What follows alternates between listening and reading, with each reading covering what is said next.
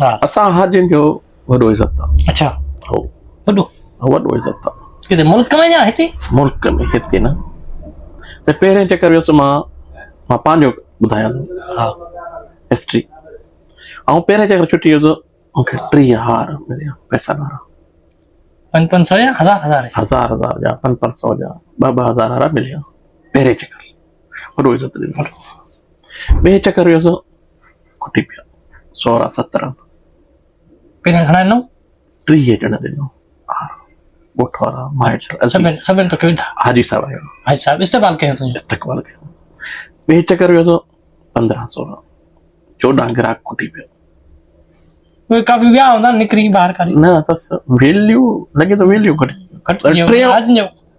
टियों दफ़ो वियुसि 8 बचा बाक़ी 8 माना 7 विया 7 विया बाक़ी बचा 8। यार चौथो बार वियुसि सिर्फ़ 3 ॼणा बचे। पंहिंजे घर जे बातनी में हूंदो हुई न ॿाहिरियां ॿाहिरि हो। यार 5 चकर वियुसि पोइ मजबूरन मूंखे पैसा मोकिलणा पिया हितां खां हार वञे घर जे भातियुनि लाइ। पैसा वठो हार वठो। हाणे ईअं हूंदो बसि पैसा असां मोकिलींदा आहियूं, हार वठी असांखे विझंदा आहिनि। पहिरियों इज़त न आहे असांजो।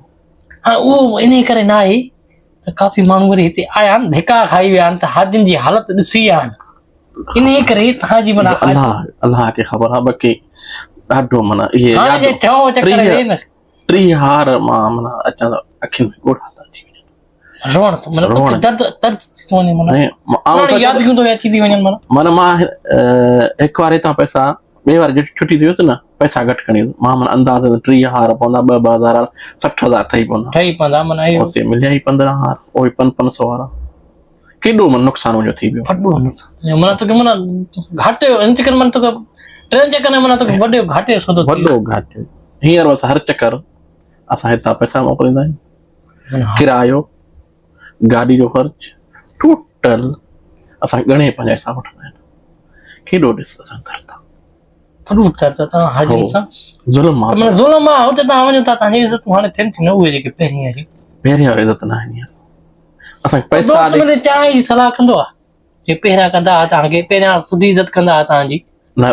माना हितां सऊदी में वेंदा आहियूं पहिरें ॾींहुं 2 ॾींहं माना सुठो इज़त कंदा आहिनि।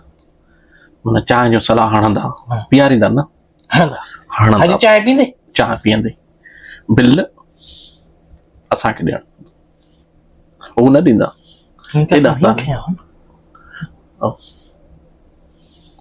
सचो वॾो ज़ुल्म आहे असां।